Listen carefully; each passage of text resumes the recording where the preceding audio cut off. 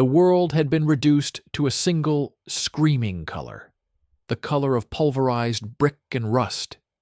Stalingrad, October 1942. Captain Igor Gromov of the NKVD did not feel like a man anymore. He was a bundle of raw nerves, pain, and instinct, pressed into the jagged remains of a factory wall. A shard of German steel burned in his left shoulder, a furious living ember buried in his flesh. He had wrapped it with a torn strip of his own tunic, the fabric already stiff and dark. His job, his last sliver of purpose, was to watch a shattered doorway that led into a basement command post, a tomb of frantic radio chatter and desperate eyes. Then, the air changed. It was a shift so subtle only an animal or a man on the razor's edge of survival could detect it. The constant background symphony of distant explosions, sniper fire, and moaning didn't cease. But beneath it, threading through the despair in the basement, came a new frequency. A sharp inhalation of collective breath, the rasp of dozens of boots shifting to attention, the muffled clatter of weapons being straightened. A current of electricity, terrifying and hopeful, crackled through the gloom. They emerged from the Volga side, a small knot of great-coated figures, heads down, moving with urgent purpose through the corpse-littered yard. Guards fanned out, eyes scanning the hellscape with predatory efficiency. And then, the central figure straightened. Igor's heart stopped. The world went silent. It was him. The face from every poster, every newspaper, every monstrous and glorious story. Joseph Stalin. Here, in this place where life was measured in minutes.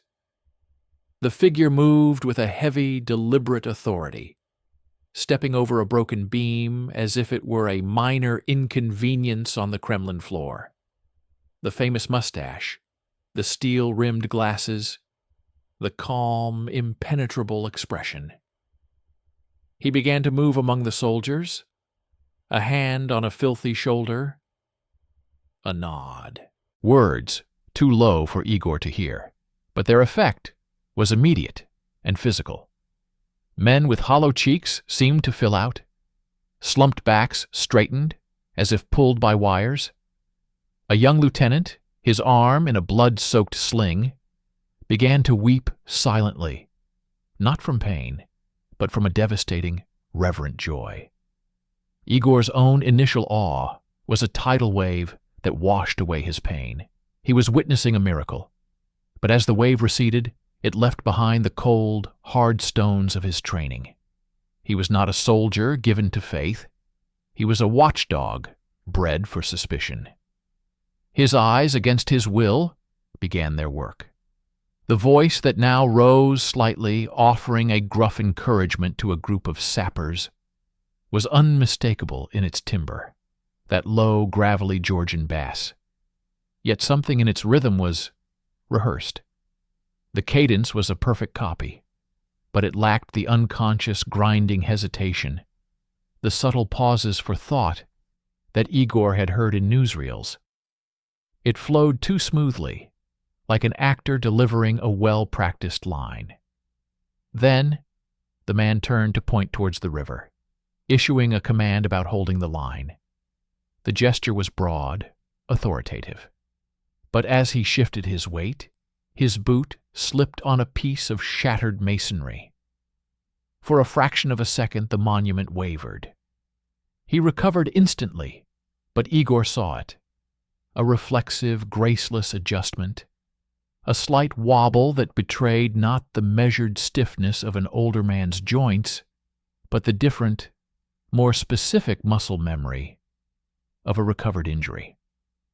A limp that belonged to another body, imperfectly mimicked, and the eyes. Through the haze of dust and cordite, Igor stared. They held the required gravity, the same unblinking stare. But in the brief moments between official expressions, when the man's gaze flickered to the terrifying sky or the ruined faces around him, Igor saw not the bottomless, icy will of a supreme leader, but a deep, soul-crushing weariness. It was the exhaustion of a man performing an endless, terrifying task, not of one bearing the weight of history. It was the look of an impostor, terrified of a single, missed note. A chill, separate from the October cold and his feverish wound, seeped into Igor's bones. This was treason. This was his mind, shattered by pain, concocting heresy. He clenched his jaw, forcing the observations down, burying them under a mountain of duty. The visit was a short, brutal injection of adrenaline. As the group moved to leave, stepping back into the cratered courtyard for a final broader wave to the defenders crowding the ruins, the sound came. It wasn't the random crash of mortar fire. It was the singular, intimate, and professional crack of a high-powered rifle. A Mauser, a sniper, time-fractured. Igor saw the puff of dust from a pile of rubble 80 meters away, a heartbeat before the guards. His body moved before his mind could engage in the blasphemy of calculation. He did not think of saving Stalin. He thought of eliminating a threat to the symbol that was holding this crumbling line together. He launched himself in a low, painful dive, not towards the sniper's nest, but across the open space towards the gray greatcoat. His shoulder hit the man's legs with the force of a train. They crashed behind the relative cover of a massive, fractured gear from some giant machine. The impact blinded Igor with white-hot agony from his wound. A millisecond later, he heard the wet, brutal thwack of a bullet embedding itself in the brick where the leader's skull had just been. Chaos. Shouting. The stuttering roar of submachine guns as the guards unleashed hell on the sniper's position. In the swirling maelstrom of dust and noise, Igor found himself sprawled on the ground, his face inches from the man he had saved. The world narrowed to this single, horrifying proximity. He could see every pore in the pale skin, the individual coarse hairs of the mustache, a small, almost invisible scar near the hairline, not present in official portraits. He could smell the sharp, cheap soap and the acrid sweat of fear beneath the tobacco.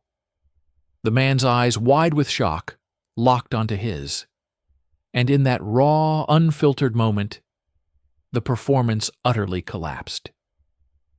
Igor did not see the cold, assessing gaze of a general saved by a subordinate.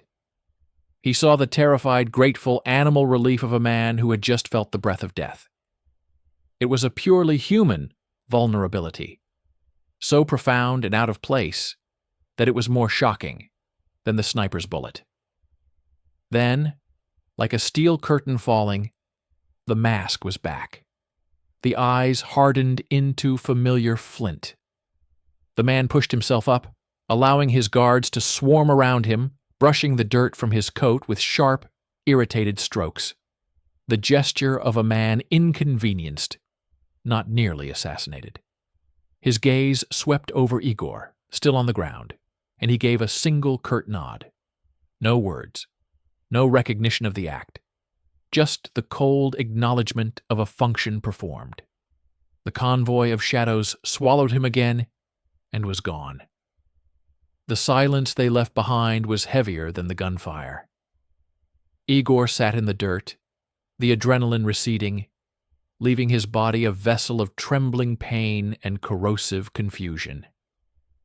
Hours later, in the claustrophobic damp cellar that served as the SMERSH counterintelligence office, the cold became absolute. Colonel Vassin, a man with the pallor of a creature who lived without light, did not look up from a report as Igor entered. The medic had extracted the shrapnel. A clean, burning ache now replaced the throbbing one. Vassin finally lifted his head. His eyes were not cruel, not angry. They were empty.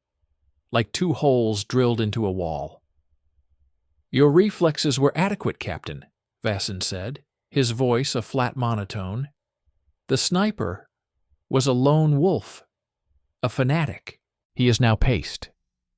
He lit a cigarette, the flare illuminating the deep trenches of his face.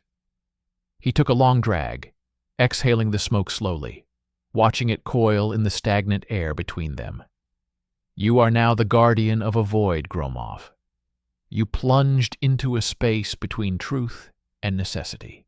What you pulled to safety was not a man.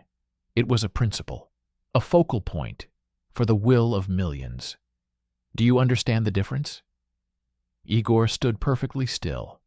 He understood nothing anymore, except the growing ice in his stomach. Vasson leaned forward, his voice dropping to a whisper that carried farther than any shout. "The man you saw today, he is a ghost, a useful phantom. Your testimony, your very memory of his particularities, is a loaded gun pointed at the heart of the war effort. To speak of it is sabotage. To think of it too deeply is a moral failure. We cannot have ghosts questioned. We can only have faith." He stood up, circling the makeshift desk. He stopped uncomfortably close to Igor, his breath smelling of tobacco and stale bread. "Therefore you will be relocated. You will be given a new duty. You are to become the keeper of the ghost. You will learn its habits, its voice, its shadows. And in doing so, you will erase your own doubts.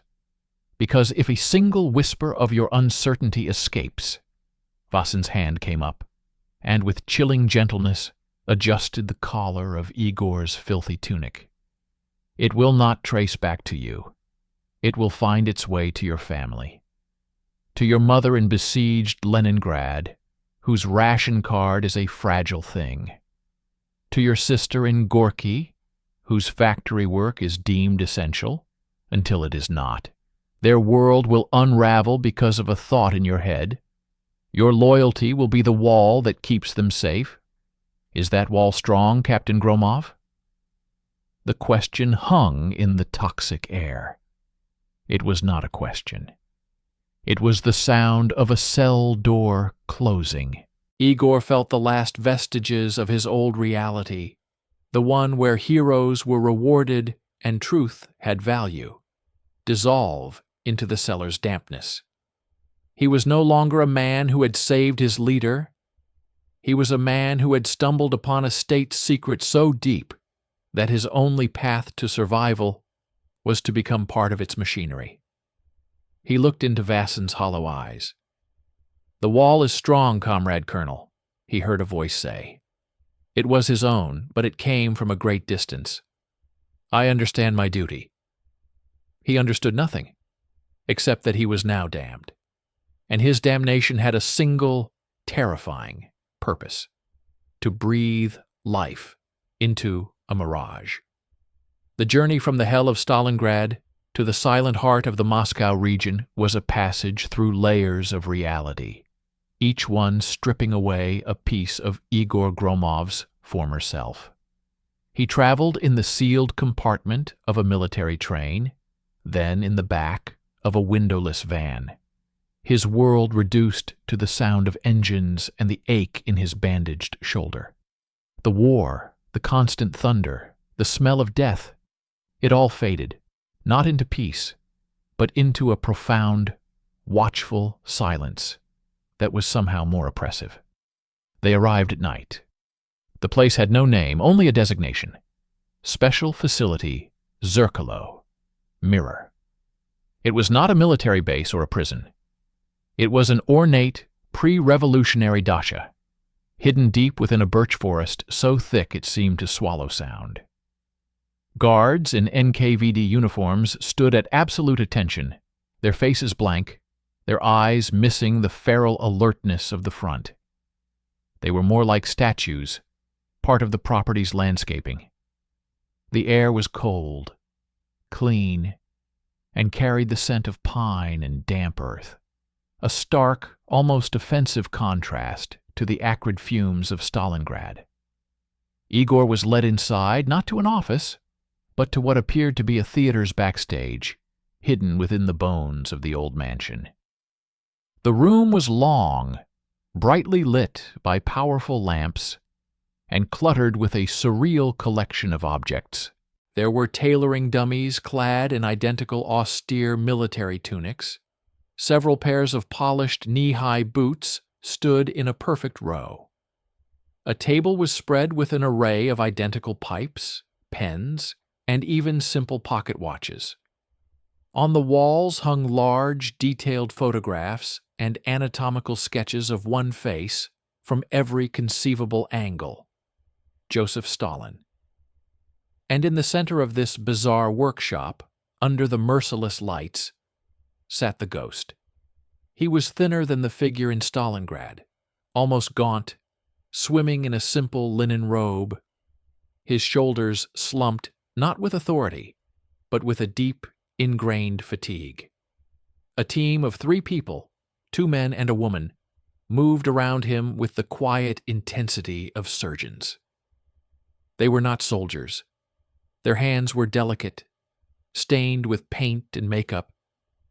One, an elderly man with a magnifying lens strapped to his head, was meticulously applying something to the subject's hairline with a tiny brush, darkening and altering its shape. The woman was studying a photograph, then the man's profile, frowning in artistic concentration. This was Felix Dubrowski. Igor knew the name from the single-page dossier he'd been given. A former teacher of Georgian history from Tbilisi, aged 52, arrested in 1938 on charges of bourgeois nationalism, vanished into the Gulag and then resurrected for this singular, unspeakable purpose. The man in the chair was not yet Stalin. He was a raw material, a living canvas, and the transformation Igor witnessed over the next hour was not makeup. It was alchemy. The artists, using subtle prosthetics, pigment, and hair dye, did not paint a mask. They sculpted a myth. They deepened the lines of command around the mouth, emphasized the stern set of the brows, artificially replicated the slight, familiar asymmetry of the jaw. They worked not to create a caricature, but to strip away Dubrowski and impose a universal, recognized identity. Finally, the chief artist, the elderly man, stepped back. He gave a small professional nod. Dubrowski, who had sat through the process with the stillness of a meditating monk, slowly opened his eyes and looked into a large, free-standing mirror. What happened then was the most terrifying thing Igor had seen since the sniper's bullet. The man's entire being shifted. It was not a change of expression, but a seismic shift in presence. The slumped spine straightened, pulling the shoulders into that familiar, burdensome squareness. The weary eyes reflected in the glass seemed to recede, their focus turning inward and yet projecting an immense, cold authority outward. The face, now identical to the one on the walls, settled into an expression of unreadable patient strength. Dubrowski vanished. In the chair, assessing his own reflection with a slight critical tilt of the head, sat the Vozhd. Igor felt a primal jolt of recognition, a compulsion to stand at attention. The illusion was absolute, and then it shattered. The artist whispered something. Dubrowski blinked, and the monument crumbled. The shoulders slumped again. The face went slack, revealing the deep grooves of exhaustion and fear that the makeup could not conceal. He was a terrified middle-aged man again, shivering slightly in his robe. Colonel Vasin materialized at Igor's side, his voice a soft murmur in the bright room. "Your charge, Captain. Your new front line. Your duty is not to protect a man. It is to perfect the phantom. You will live with him. You will study every newsreel, every photograph, every recorded speech, until the sound of his voice makes you sick. You will teach him, not just the gestures, but the essence, the way he holds a pipe when he's thinking, the way he taps his finger when he's impatient, the specific slow blink he uses before delivering a condemnation. You will drill him until his performance is not a performance, but a second skin. And you will never ever forget that beneath that skin is a prisoner. His life and the lives of those he left behind depend on his perfection. And your silence. Igor's training began that night. He was given a small adjacent room, Spartan and cold. He was fed. His wound was tended to by a silent medic. And he was given a film projector and cans of celluloid treasure, archived footage of Stalin at congresses, on parade stands, in his study. Igor watched, hour after hour, in the flickering light. He became a student of minutia. He noted the slight, almost imperceptible drag of the left foot when walking on a flat surface, the particular way the right hand would curl into a loose fist at his side during a long speech. Not the grand gestures, but the unconscious tells of a body living a life. His first official session with Dubrowski was a bizarre, chilling dance. The man, now dressed in a simple tunic, sat across from Igor in a quiet study. He was polite, quiet, intellectually sharp. He knew Georgian history with an academic's depth. But when Igor, following his instructions, played a recording of a speech and asked him to replicate a segment, the result was a competent, but hollow, imitation. The words were right. The accent was flawless. But it was a recording of a recording. Igor, pushing down his own disorientation, began his work. "It's not the sound," he found himself saying, his voice strange in the quiet room. "It's the weight behind it. He doesn't just speak words, he pushes them out, as if each one is a decision that costs him something. There's a gravel in it, not just from the throat, but from here." Igor touched his own diaphragm. Dubrowski listened, his intelligent eyes studying Igor with a curiosity that was unnerving. He tried again. It was better. He was a phenomenal mimic. But he was performing. The breakthrough came days later, during a drill on walking. Dubrowski was pacing the room, practicing the stride, the posture. Igor, frustrated, stopped him. "You're walking like a man who is playing a leader. He walks like a man who is carrying a nation. Every step is heavy. Not with theatrics, but with a genuine, terrible weight. You have to believe you bear that weight." For the first time, Dubrowski's calm facade cracked. A flicker of raw, bitter anger flashed in his eyes. "And how would you know what that weight feels like, Captain?" he asked, his voice low and suddenly dangerous. "You who follows orders. I bear a weight. The weight of knowing my wife thinks I am dead in a ditch in Kolyma. The weight of knowing my children say his name in school with reverence while I am here, practicing how to steal his face. That is a weight. Is it the right one?" The question hung in the air, a grenade with the pin pulled. Igor had no answer. He saw in that moment not a prisoner or a phantom, but a man broken and remade into a weapon of supreme deception. The horror of Zerkalo was not just in the creation of the double, but in the systematic destruction and reconstruction of a human soul for a single, grotesque purpose. Igor's mission was no longer abstract.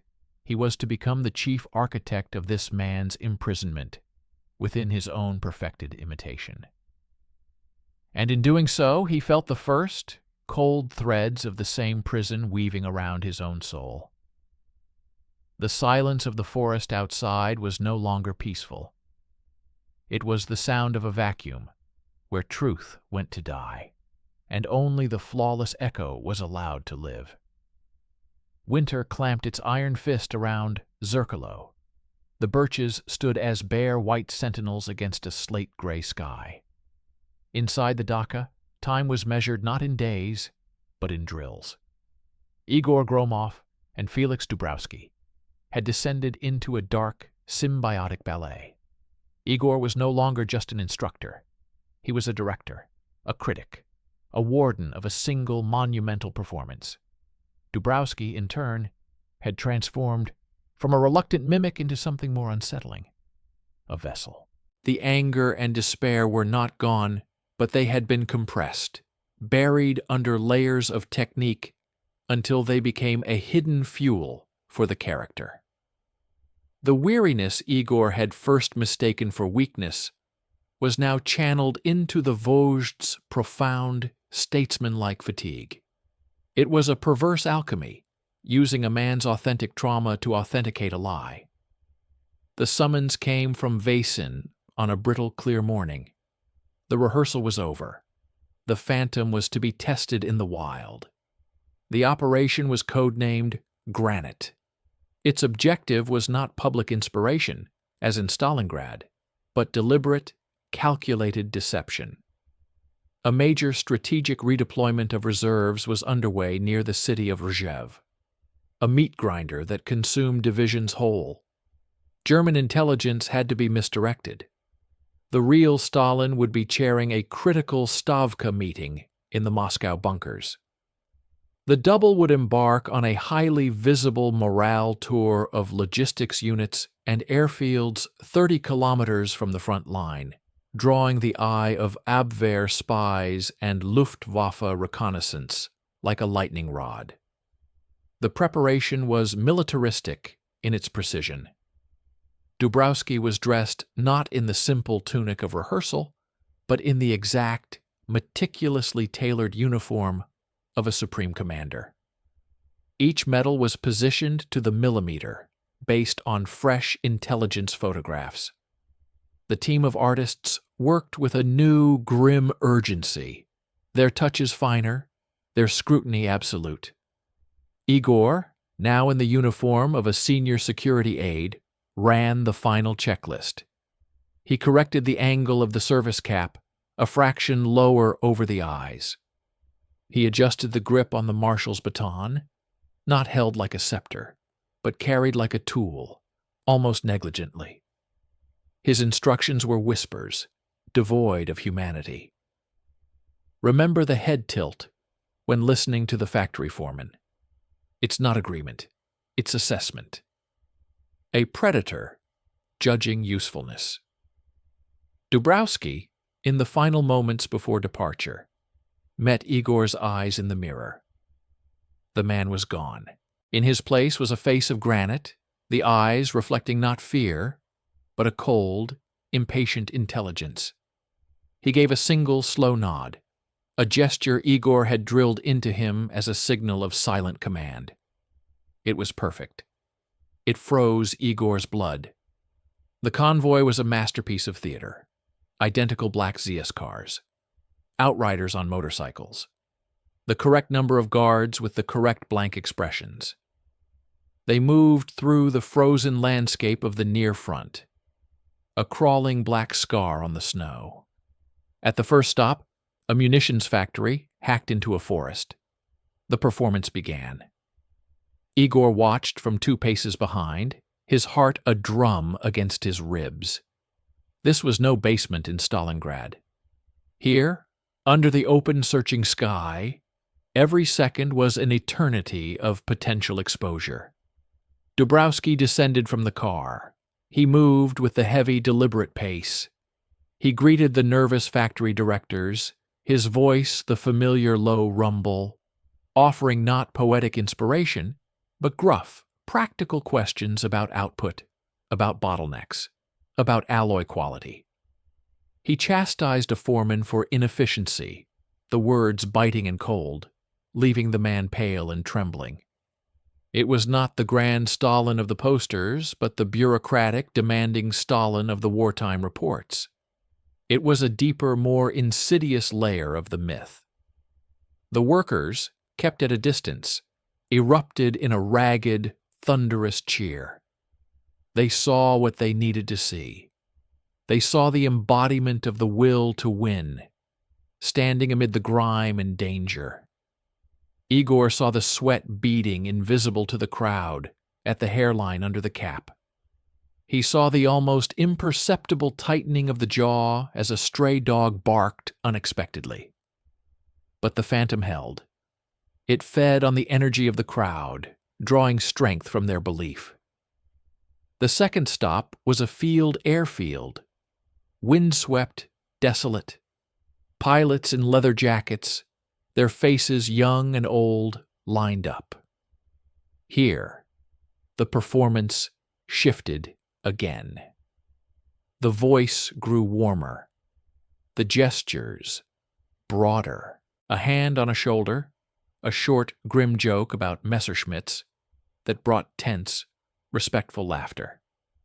The phantom accepted a mug of terrible frontline tea, drank it without flinching, a gesture of shared hardship. Igor, scanning the horizon, the faces in the crowd, felt a surreal dislocation. He was guarding a work of art that had stepped off the canvas to manipulate reality. Then, on the return journey, as the convoy navigated a war-torn village, reality struck back. It began with sound, a thin whistling shriek that cut through the rumble of engines. A sound Igor knew in his marrow. Artillery, but not a barrage. A single, ranging shot. And it was off target, slamming into the remains of a church 50 meters ahead, showering the road with debris. The guards reacted, vehicles swerving. But the second shell was the masterstroke. It was not a miss. It landed directly on the road 20 meters behind the lead car, a geyser of frozen earth and shattered pavement. A precision strike. This was not random harassment. This was targeting. The Abwehr had taken the bait, but they had moved faster, with more deadly accuracy than anyone had anticipated. Chaos was instant. The lead car carrying decoys accelerated forward. The rear car slammed to a halt. Igor's vehicle carrying the double was in the kill zone. A third whistle screamed from the sky. This one was final. Igor did not think. He threw open his door, a roar tearing from his throat that was lost in the approaching doom. He wrenched open the passenger door. The figure inside was not a paralyzed victim. The eyes that met his held a terrifying, calculated calm. Dubrowski moved, but not fast enough. Igor hauled him out, a bundle of heavy wool and human fear, and dove into a shell crater at the roadside as the world dissolved in fire and noise. The impact was a physical blow, a storm of shrapnel and dirt. Something hot and sharp seared across Igor's thigh. A choked gasp came from the man beside him. When the dust settled, the car was a burning skeleton, and Dubrowski was clutching his side, blood welling dark and thick between his gloved fingers. His face was ashen, the makeup stark against sudden, genuine shock. But his jaw was clenched. He did not cry out. The following minutes were a blur of shouts, of guards establishing a perimeter, of a medic scrambling into the crater. The wound was bad. A jagged piece of steel had torn through the greatcoat and into the flesh above the hip. Not immediately fatal, but deep, bleeding profusely. As the medic worked, pressing a field, dressing to the wound, Dubrowski's eyes found Igor's. The pain in them was bright and sharp. But beneath the pain, there was something else. A fierce, defiant pride. He had been shot as Stalin. He had borne it as Stalin would, in silence, with grim endurance. In that moment, the line between man and phantom blurred into obscurity. The deception had cost real blood. Back at Zerkalo, in the sterile medical room, as a proper surgeon stitched the gash, the aftermath settled. Vaesen arrived, his expression unreadable. The operation was deemed a catastrophic success. German intelligence would be convinced Stalin had been targeted, perhaps even wounded. Their focus would be fixed on the Phantom's trail. The real strategic movement near Rzhov would go unseen. But for Igor, hunched in a corner, the metallic smell of Dubrowski's blood still in his nostrils, success had a new, terrible taste. He had watched a man he had crafted nearly die for a feint. That night, tasked with securing the double's personal effects from the destroyed uniform, he found it. In the inside pocket of the scorched greatcoat, salvaged by a guard, was a small, leather-bound notebook, its edges burned. It wasn't issued by the facility. It was personal, and tucked within its pages, written not in Georgian or Russian, but in a tight, precise code of numbers and letters, was a single, fragile sheet of paper. A letter. Unsent, unreadable. But a scream from the ghost, proof that beneath the layers of myth and makeup, Felix Dubrowski still clung to a self he was not supposed to possess. Igor pocketed it, the paper burning like a coal against his chest. The wall of his loyalty had just developed its first treacherous crack. The wound changed everything. It was a crack in the perfect facade, not of the double, but of Igor Gromov's perception. The blood on the snow near Rzhev was not stage paint. It was a visceral sacrament that bound him to Felix Dubrowski in a covenant of shared, secret violence. The Phantom was no longer just an asset. He was a wounded comrade, a man who had stared into the same abyss. The sterile, controlled environment of Zerkalo now felt like a gilded cage, a stage set where they practiced a play whose final act was always bloodshed. Dubrowski's recovery was slow. The surgeons had done their work, but a deep, aching stiffness remained. A new physical truth the double had to assimilate into his performance. Igor adjusted the drills, incorporating the slight, guarded hesitation when rising from a chair, transforming pain into the appearance of deliberate, weighty movement.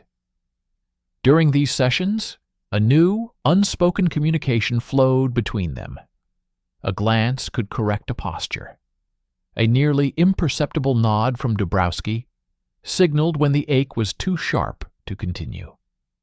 The relationship had morphed from warden and prisoner to something resembling a director and his star performer, bound together by a dangerous, isolating truth. Then came the summons that shattered the isolation of Zerkalo and plunged Igor into the very heart of the machine. He was ordered to the Kremlin. The journey was a descent into the inner sanctum of power. He was passed through layers of security, each more silent and severe than the last, until the grandeur of the halls felt not impressive, but suffocating. He was not taken to an office, but to a small antechamber adjacent to the historic Gorgievsky Hall.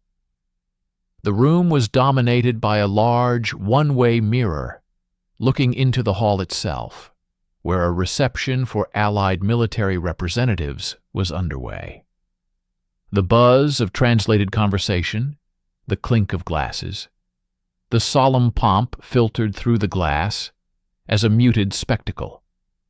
In the dim light of the observation room stood Colonel Vaesen and two other men whose presence made the air turn to ice. One was Lavrenti Beria, head of the NKVD. He stood with a calm, almost feline stillness, his pince-nez glinting as he observed the hall. He did not look at Igor. His attention was absolute, a predator assessing his domain. The other was a man whose face was known to every citizen, but whose living presence was a physical force. Joseph Stalin himself, the real one. Igor's body locked into a rigid parade stance instinctively. This was not the studied likeness of Dubrowski. This was the source. The energy in the room was different, a dense, quiet gravity that seemed to bend the light. Stalin stood slightly apart, smoking a pipe, his gaze on the proceedings below. He looked older than his photographs, his movements slower, his face a landscape of deep, tired lines. But the eyes, when they flickered toward Igor for a bare second, held a bottomless, calculating chill that no double could ever fully replicate. It was the difference between a portrait and the subject. One captured the likeness, the other held the terrible living soul. Vassin spoke, his voice a low murmur that dared not disturb the quiet. The Supreme Commander requires respite. The reception is protocol, but his time is better spent elsewhere. Your asset will fulfill the public function for the next 40 minutes. Observe. This is the standard to which he must be held when in proximity. The door to the side opened, and Dubrowski entered. He was already in full transformation, dressed in an identical, impeccable suit. But here, under the gaze of the original, the performance was subjected to ultimate scrutiny. Stalin turned and looked at his own likeness. For a long, terrifying moment, the two faces regarded each other. The real Stalin's expression was unreadable, a mixture of clinical appraisal and profound existential distaste, as if staring at his own ghost. Dubrowski, to his credit, did not flinch. He stood with the same weighted stillness, his eyes lowered just enough to suggest deference, but his posture echoing the same unyielding axis of power. It was a masterpiece of psychological mirroring, a curt, almost imperceptible gesture from Stalin. It was time. Dubrowski, after a final, subtle adjustment from the chief artist who had materialized from the shadows, walked not onto a stage, but into the heart of history. He exited the antechamber and entered the Gorgievsky Hall through a side door. Igor watched, transfixed, through the one-way glass. The transformation was complete. Dubrowski moved into the crowd of Allied officers and diplomats, shaking hands, accepting toasts, his expression a mask of steely cordiality. He delivered short, prepared remarks that sounded like off-the-cuff wisdom. He listened to a British air marshal with that exact, predatory head tilt of assessment Igor had drilled into him. The audience was captivated. They saw the war leader, the granite man holding the Eastern Front. They saw exactly what they were meant to see. But Igor's attention was split. He watched the double, his every nerve screaming at the potential for a misstep, a misplaced gesture that would betray the sublime deceit. And he watched the real Stalin, who had now taken a seat in a shadowed corner of the observation room, silently smoking, his eyes fixed on his own proxy. There was no pride in that gaze, no amusement, only a cold, utilitarian satisfaction, as a machinist might observe a perfectly calibrated automaton performing its task. The man was using his own image as a tool, outsourcing his physical presence to conserve his will for decisions of blood and steel. Then, something shifted. The real Stalin murmured something to Beria, a low comment lost to Igor. Beria nodded and made a note. In that moment, Igor understood the true, horrifying depth of the operation. Dubrowski was not just a shield or a diversion. He was an extension of power. A doppelganger could be in two places at once, could perform tedious duties, could risk exposure in ways the real body could not. The phantom was not replacing the leader. He was multiplying him, creating an illusion of omnipresence and superhuman endurance that strengthened the myth exponentially. The 40 minutes were an eternity. When Dabrowski returned to the antechamber, the moment he crossed the threshold, the authority bled from him like air from a punctured tire. He was pale, sweat beading at his temples under the makeup. The proximity to the original, the pressure of performing under that very gaze, had been a psychic ordeal far greater than facing artillery. Stalin stood. He walked past Dabrowski without a second look, as one might pass a well-used piece of furniture. But as he passed Igor, he paused. The Vojd's eyes, those ancient, weary, and infinitely cold eyes, rested on him for a full 3 seconds. He gave a single, slow, almost imperceptible nod. It was identical to the nod Dabrowski had given in the mirror at Zerkalo. The same angle, the same duration. It was a nod of ownership, of acknowledgement that Igor, too, was a crucial, tiny cog in this magnificent, terrifying machine of deception. Then he was gone, followed by Beria, leaving behind the scent of tobacco and absolute power. Back in the van returning to Zerkalo, shrouded in darkness, Igor and Dabrowski sat in silence. The double stared out at the passing blackness, his face a mask of utter exhaustion. Igor held the burned, coded letter in his pocket, its presence now screaming at him. He had just seen the engine of the myth up close. He had seen how disposable the parts were. The phantom in the seat beside him was a masterwork, but to the man in the Kremlin, he was as replaceable as a spent cartridge. And Igor, the keeper of the ghost, was now a guardian of state heresy, a priest of a hollow icon, his own humanity the price of admission to the inner circle of the lie. The walls of the Kremlin were not made of red brick. They were built from reflections, and he was now trapped inside the mirror maze. Winter at Zerkalo thickened into a permanent muffled state. The world beyond the birch forest ceased to exist, replaced by the endless, circular ritual of rehearsal. The success of the Kremlin performance had raised the stakes, tightening the invisible screws. Colonel Vassin's visits became more frequent, his demands more exacting. The phantom was no longer just for emergencies. He was becoming a standard instrument of statecraft, and his fidelity had to be flawless. The pressure was a physical weight in the dacha's air, a silent, constant hum that vibrated in the teeth. Felix Dabrowski began to fray at the edges. The profound exhaustion Igor had once seen in his eyes now seeped into his performances. It wasn't the performance that suffered.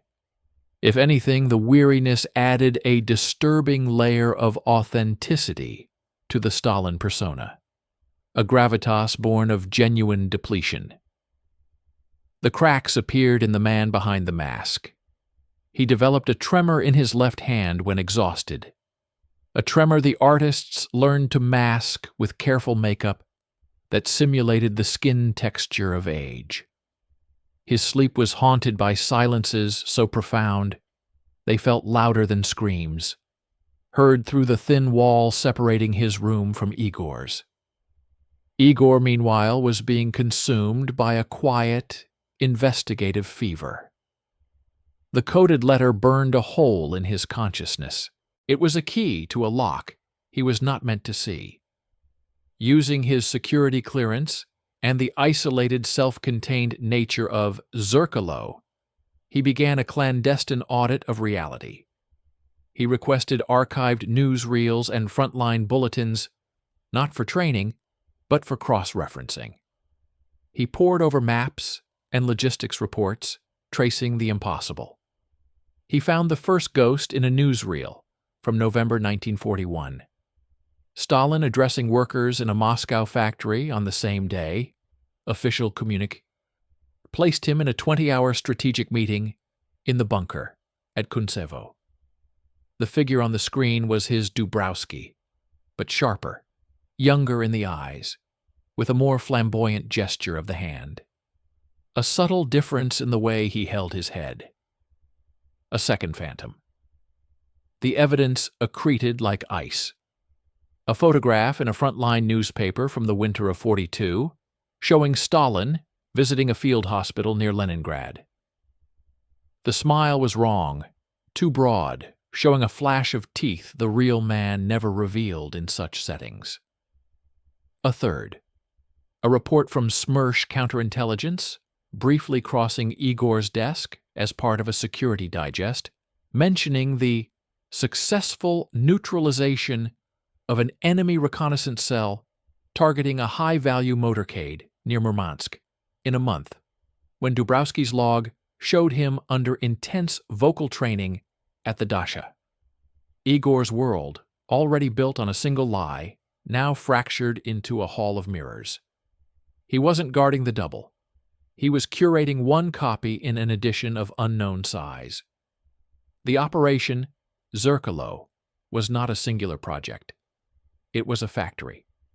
A production line for phantoms, each perhaps specialized for different tasks. The inspirational leader, the bureaucratic taskmaster, the public icon. And his Dubrowski, the one he had bled with, the one whose pain he had studied and incorporated, was merely the current model, the one entrusted with the most sensitive, close proximity work. This revelation did not liberate him.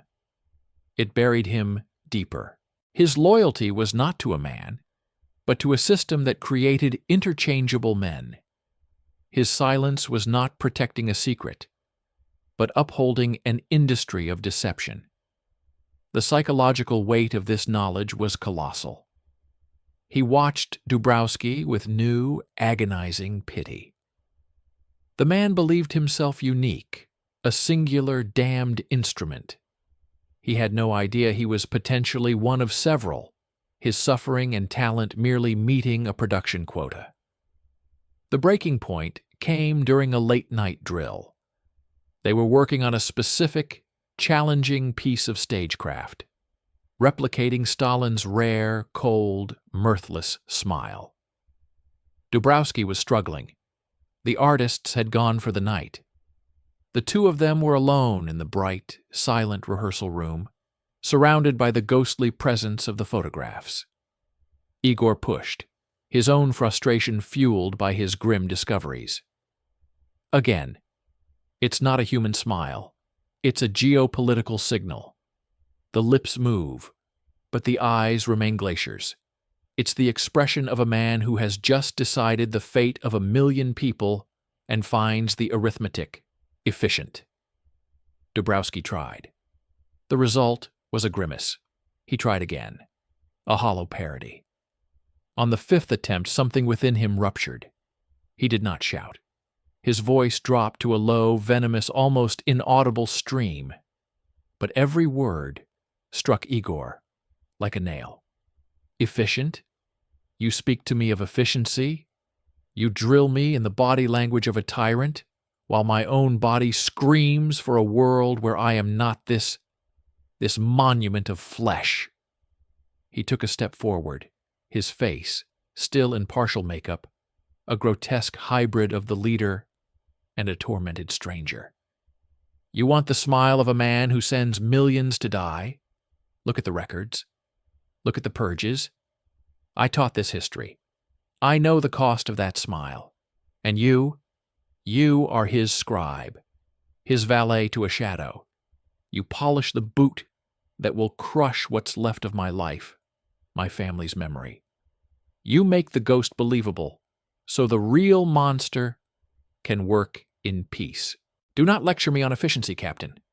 You are the mechanic of the abyss. The words hung in the air, toxic and true. Igor stood paralyzed. This was not the fear or the pride he had seen before. This was a moral indictment, stark and undeniable. Dubrowski had seen through Igor's own internal conflict and named his complicity. The outburst ended as suddenly as it began. The energy left Dubrowski. He swayed, the anger dissolving into a bottomless despair. He turned away, his shoulders collapsing. In that moment of vulnerability, of broken performance, he was more authentically human than Igor had ever seen him, and more lost. Later that night, in the absolute stillness of the sleeping dacha, Dubrowski came to Igor's room. He said nothing. He simply placed a small oilcloth-wrapped bundle on Igor's desk. His eyes, red-rimmed and utterly weary, met Igor's for a long moment. Then he left. Inside the bundle was a journal. Not the coded one from the uniform, but an older leather-bound diary. Its pages were filled with an elegant, pre-arrest handwriting in Georgian. It was the chronicle of the first double, a man named Irakli. The entries detailed his recruitment, his training, his growing obsession with perfection, and his fatal error. He had begun to believe he could influence, could offer his own opinions in the guise of the leader during low-level meetings. The final entry was a single trembling line. "They say I am going to a sanatorium in the South. The artist looked at me with pity today. There is no South." The journal was a suicide note from a ghost, and it was also a map.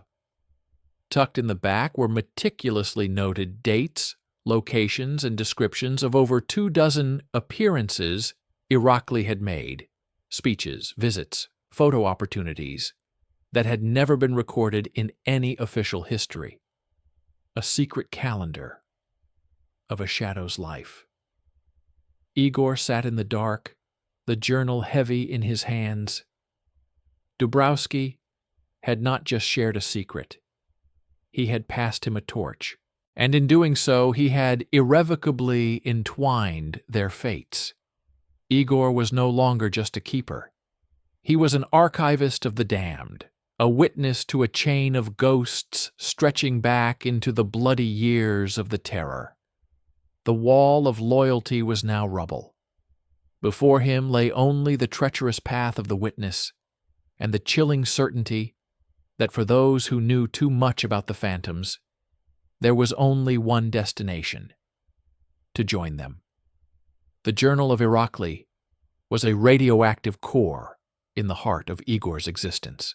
It pulsed with a silent, deadly energy, transforming the sterile corridors of Zerkalo into a catacomb of unresolved histories.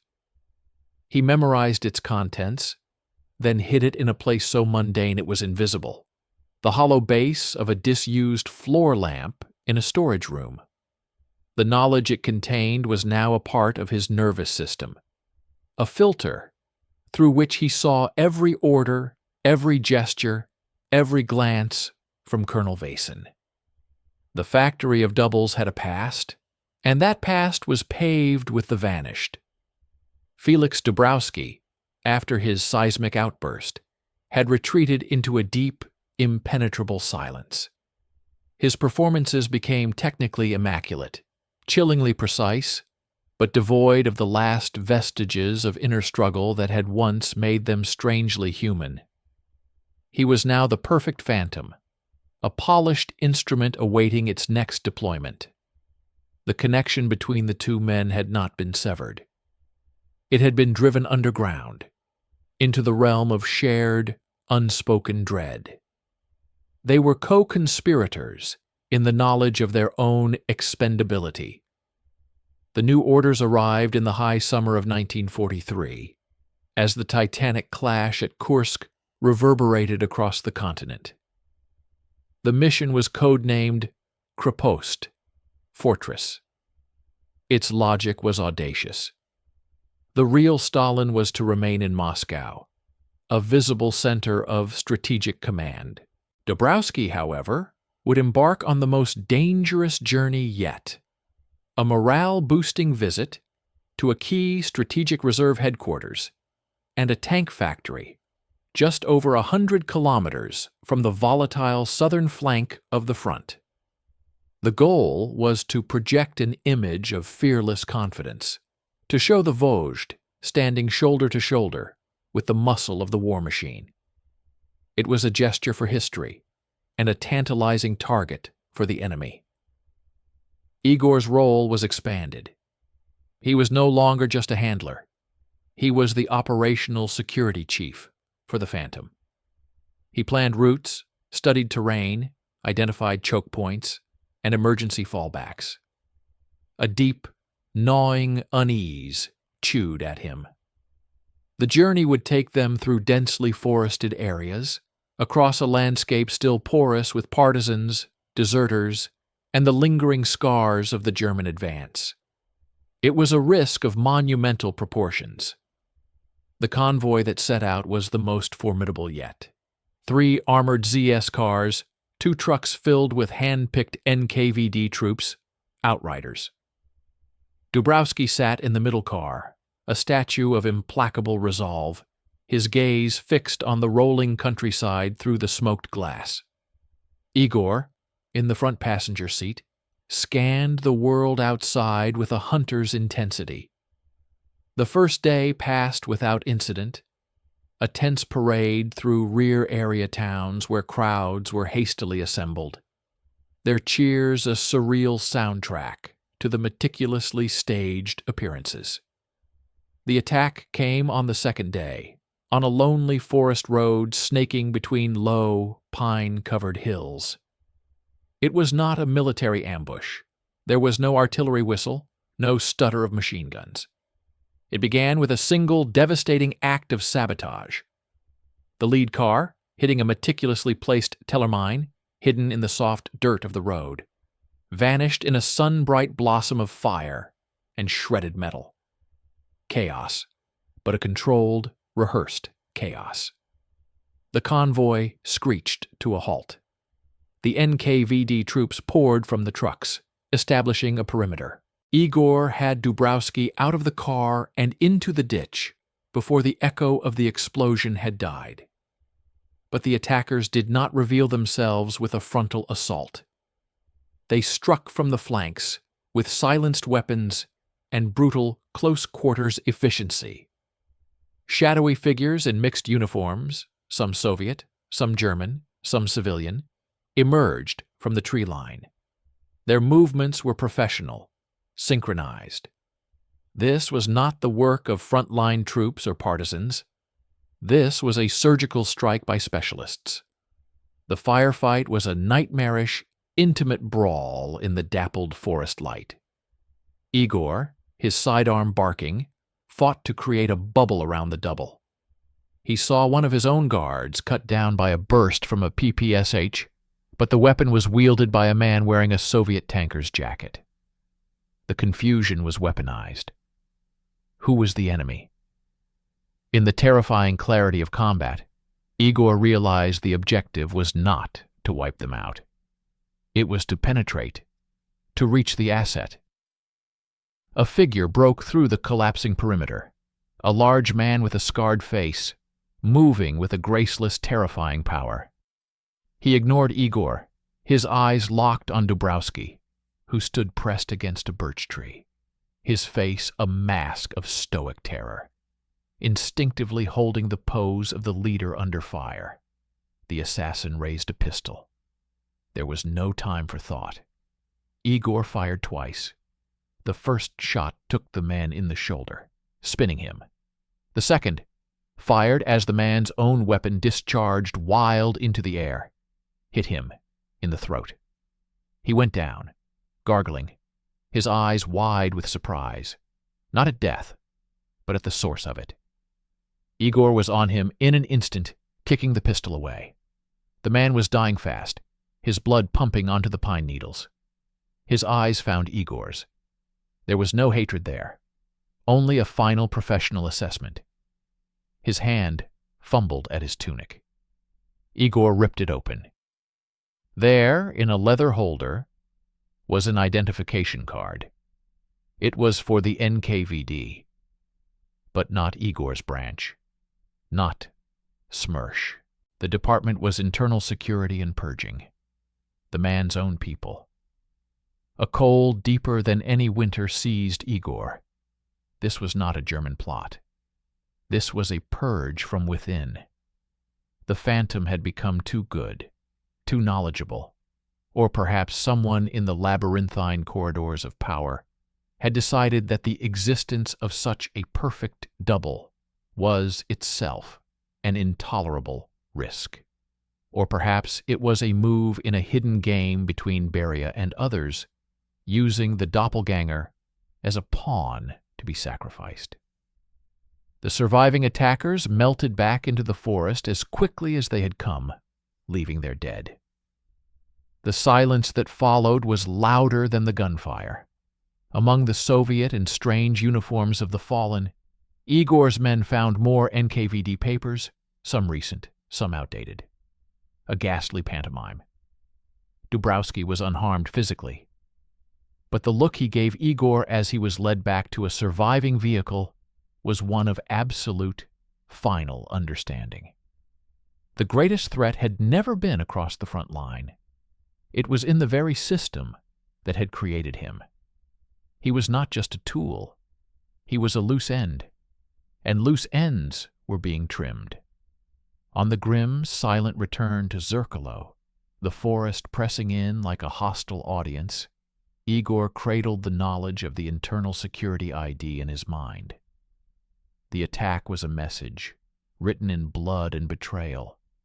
The walls were not just closing in. They had become the weapons themselves. He had saved the phantom from his own creators, and in doing so he had crossed a line from which there was no return. He was no longer just protecting a state secret. He was at war with the state's darkest, most self-devouring instinct. The mission was over. Now it was purely about survival. The return to Zerkalo was not a homecoming. It was an internment. The facility, once a sterile workshop, now felt like the antechamber of a tomb. The air was thick with the unspoken truth of the forest ambush. The guard's eyes, once blank, now held a flicker of nervous suspicion, directed not outwards, but inwards, at each other, at their officers, at the two men they were paid to protect and imprison. Colonel Vason arrived within hours, his demeanor a masterclass in chilling bureaucratic neutrality. He debriefed Igor alone, in a soundproofed room, his expression never changing as Igor delivered a surgically edited report. A German-led partisan group, with captured Soviet equipment, successfully repelled. He omitted the NKVD identification card, which now lay secreted in the same hiding place as Irakli's journal, a twin artifact of damnation. Vason listened, nodded, made notes. His silence was more accusatory than any question. When Igor finished, Vason simply stated that security protocols would be enhanced and that the asset's value had been reaffirmed by the enemy's desperate attempt to eliminate it. The lie was accepted. But in the space between Vason's words, Igor heard the echo of the gunshots in the forest and the wet gasp of the internal security agent. The colonel knew, and he knew that Igor knew. They were now adversaries, performing a pantomime of loyalty, dancing on a wire over an unseen abyss. Felix Dabrowski retreated into a profound and terrifying quiet. The rehearsals continued, but they were ghostly, mechanical. He moved through the drills with the precision of an automaton, his eyes dead screens. The artists worked on him, but their touches seemed to falter, as if they were painting a corpse. The life, the spark of terrified intelligence that had made the deception breathe, was gone. Extinguished in the pine forest, replaced by the hollow certainty of his own eventual disposal. Days bled into a tense, watchful week. Then, one night, long after the facility's artificial daylight had been extinguished, a soft knock came at Igor's door. He opened it to find Dubrowski, not in his uniform or robe, but in simple worn civilian trousers and an old sweater, a ghost of the man he had been before the state had claimed him. He looked ancient, the lines on his face not those of Stalin, but of his own accumulated terror and sorrow. He did not ask to enter. He simply walked past Igor and stood in the center of the small, dark room, a silhouette against the moonlit window. His voice, when it came, was a dry rasp, stripped of all performative gravity. It was the voice of a history teacher from Tbilisi, finally speaking for himself after years of silence. His name was Irakli Tarknishvili, he began, not looking at Igor, but at some point in the darkness of the past. He was a poet, a real one, not a party hack. He had the face, of course, but more than that, he had the soul of an actor. He could become. He was the first true success. They brought me here after he was retired. I saw his recordings. He was better than me. He didn't mimic. He inhabited. Dubrowski slowly turned, his eyes gleaming in the low light. They told me he had a breakdown, that the pressure fractured his mind. That is what they will say about me, Igor. You must understand this. It is the official story for all of us. But Irakli did not break from pressure. He broke from clarity. He began to understand the power of the mask he wore. In small, controlled settings, meetings with regional officials, inspections where he was to be seen and not heard, he started to improvise. He would offer a suggestion, a critique in that voice, with that face, and people listened. They obeyed. For a moment, he wasn't a phantom. He was the power itself. He took a step closer, the scent of fear and old paper clinging to him. That is the unforgivable sin, not failure, ambition, a tool that believes it has its own will. They discovered it. He made a comment about railway logistics to a people's commissar. The order was implemented. It caused a minor disruption, a ripple. They traced it back to the source, not to Stalin, to the reflection. Igor stood frozen, the confession flowing over him like icy water. This was the secret history, the true crime of the doubles. They took him away from the workshop, Dubrowski whispered. They told him he was going to a sanatorium in Sochi for rest. He knew, I think. The night before he left, he gave me his journal. He said, "Remember the truth of the reflection. It is not a lie. It is a vacancy waiting to be filled. Do not fill it." Dubrowski's face contorted in a grimace of pain. I have tried not to. But when you stand before those cheering crowds, when you see the hope in their eyes, for a second you feel it, the terrible temptation to be the god they think you are. Irakli succumbed. I have fought it. And now, after the forest, I understand. They are not afraid we will fail. They are afraid we might succeed too well. He reached into his pocket and drew out a single, frail photograph, creased and worn. He handed it to Igor. It showed a younger, smiling Dubrowski, with a woman and 2 small children, on a sun-dappled balcony, overlooking a mountainous landscape. Tbilisi, a life incinerated by history. "This is what they hold," Dubrowski said, his voice cracking. "This is the leash. They are gone. I do not know if they are alive, but the possibility is the hook in my soul. I perform for the ghost of my family." He looked directly at Igor, his eyes stripped bare. "You found his journal. I know you did. You are a careful man. You are looking for the truth. Now you have it. Irakli was the first. I am likely the last of this lineage. The operation is too dangerous. The double is a sword that cuts the hand that wields it. The attack in the forest was not the Germans. It was our own. A cleaning operation. Vossen knows. Beria has decided the experiment is concluded. My utility is outweighed by my risk. The finality of the statement hung in the dark room. It was not paranoia. It was the simple logistical conclusion of a state that consumed its own components. "They will come for me soon," Dabrowski said, utterly calm now. "And then they will come for you, because you know the reflection too intimately. You have seen the man behind it. You have held his secrets. In their eyes, you are no longer a guardian.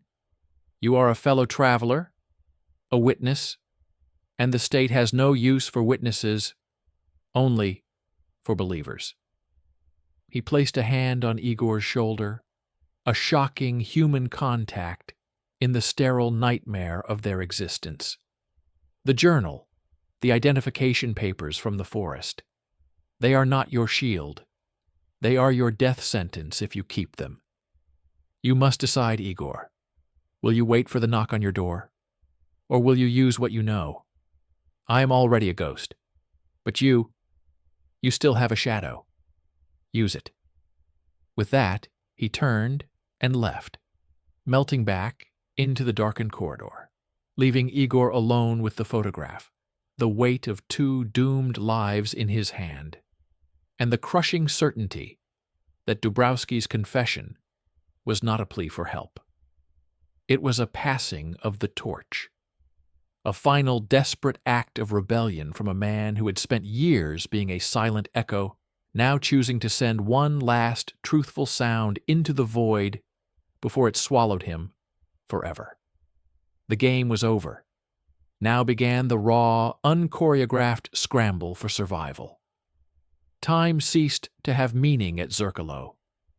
It became a viscous, anticipatory substance, each hour stretching like a nerve, waiting for the blow to fall. The confession in the dark had been Felix Dabrowski's final performance, a stripping away of all artifice that left the raw, ugly truth exposed. Igor Gromov moved through the following days in a state of heightened electric clarity. He saw the facility with new eyes, the guards' patrol patterns, the artists' averted gazes, Colonel Vassen's infrequent but probing visits. All were symptoms of a terminal diagnosis. The machine was winding down its expendable parts. He did not wait. He retrieved the twin cores of his damnation, Irakli's journal and the blood-stained internal security identification card. He committed their most damning elements to a memory already scarred by war and deception. Then he destroyed them. The journal's pages burned to fine ash in the furnace of the Dasha's boiler, the smoke indistinguishable from the winter's coal. The card he shredded, the fragments scattered in the icy winds of the forest.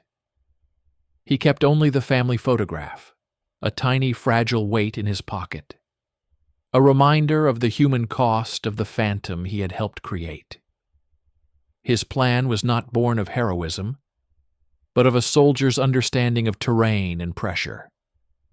He could not run. His face and identity were known to the very apparatus that would hunt him. He could not fight. He was one man against the omnivorous state.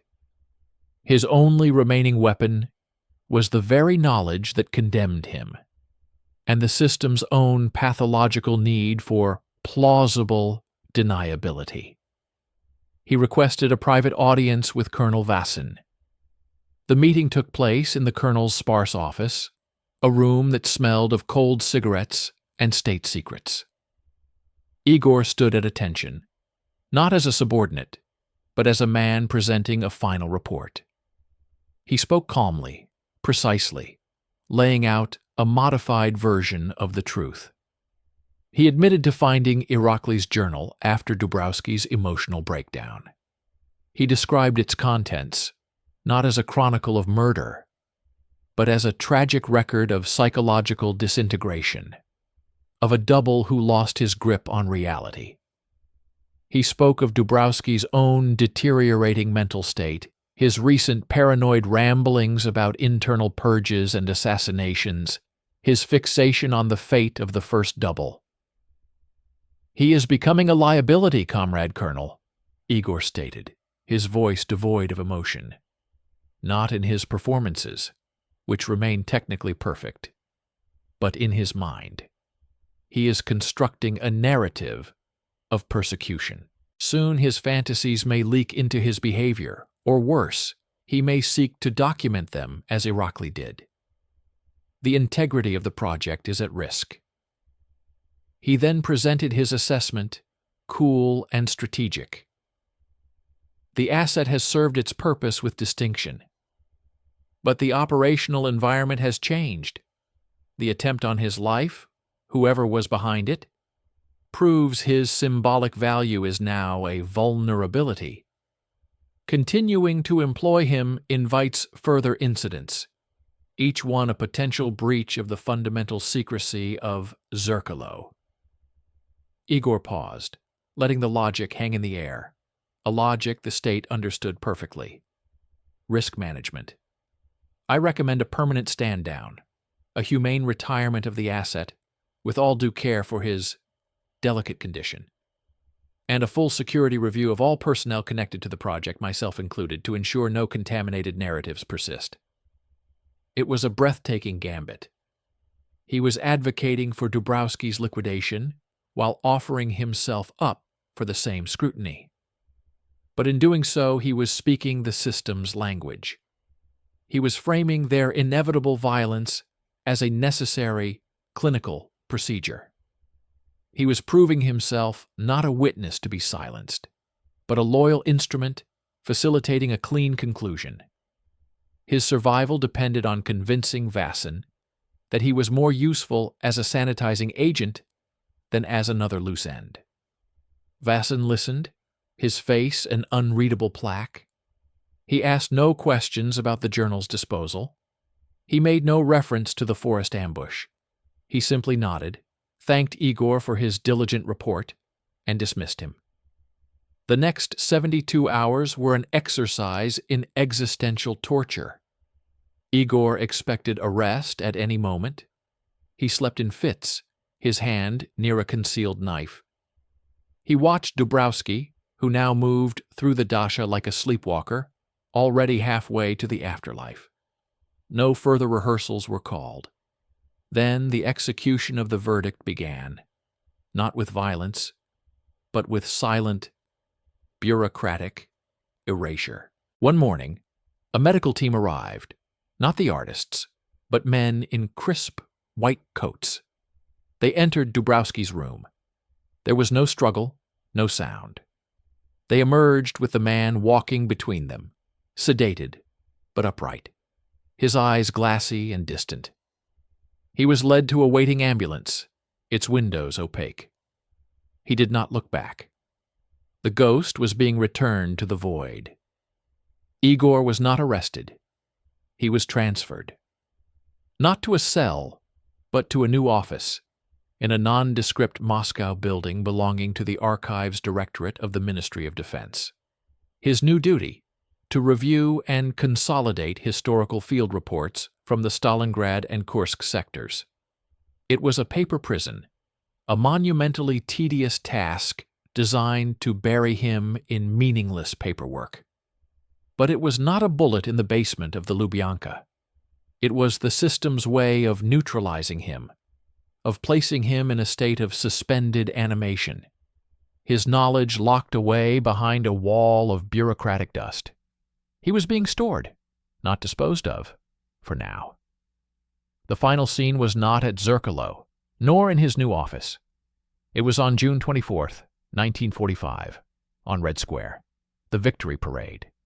Through a combination of forged papers and the lingering aura of his old NKVD credentials, Igor Gromov found himself not on the main tribune, but on a peripheral platform reserved for mid-level staff officers and security personnel. The sky was a brilliant, hard blue. The air thrummed with the seismic march of thousands of boots, the roar of tanks, the collective, exhausted euphoria of a surviving nation. And there, high upon the Lenin mausoleum, stood the Supreme Commander, Joseph Stalin. The sun glinted off his gold braid, his expression one of immovable, monumental calm, as he watched the might of the Red Army pass in tribute. Igor watched, not the tanks, but the figure. He searched for the tiny tells, the ghosts of Dabrowski's lessons, the way the hand rested on the parapet, the angle of the head as a squadron of planes thundered overhead. For 20 minutes, he saw only the perfect, impenetrable icon. Then, as a particularly loud artillery piece rolled by, a gust of wind caught the brim of the leader's service cap. A reflexive, fleeting gesture, a quick, precise adjustment of the cap with the fingertips, a subtle tug to secure it. It was a gesture Igor had drilled into Dabrowski for hours, correcting a tendency to use the whole palm. A minor, meaningless piece of choreography. In that instant, under the merciless Moscow sun, the icon winked. The figure on the mausoleum, for a fraction of a second, was not a leader surveying his triumph. He was an actor, completing a meticulously rehearsed piece of business. And as his hand fell back to the parapet, his gaze swept across the sea of faces and impossibly passed over the peripheral platform. The eyes, for a millisecond, seemed to lock onto Igor's. Was it the real Stalin, his gaze impersonal and all-encompassing? Or was it a phantom, a successor from the factory of Zerkalo, now permanently installed in the heart of the myth, offering a final silent acknowledgement to the only man who could possibly know? Igor would never have an answer. The moment passed. The figure solidified back into history. The parade ground roar swallowed all doubt. Igor stood, a frozen figure in the celebrating crowd, holding a truth so profound it was indistinguishable from madness. He had helped build a mirror that now reflected the destiny of a nation.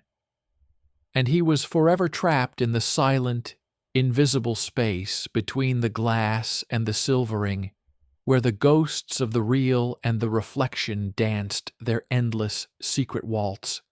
He was neither a hero nor a victim. He was the keeper of an empty vault, a man who had learned that the most powerful lies are not those that are told, but those that are lived forever by everyone. The war was over. His war, the war for truth, had just been eternally lost in a perfect, blinding reflection.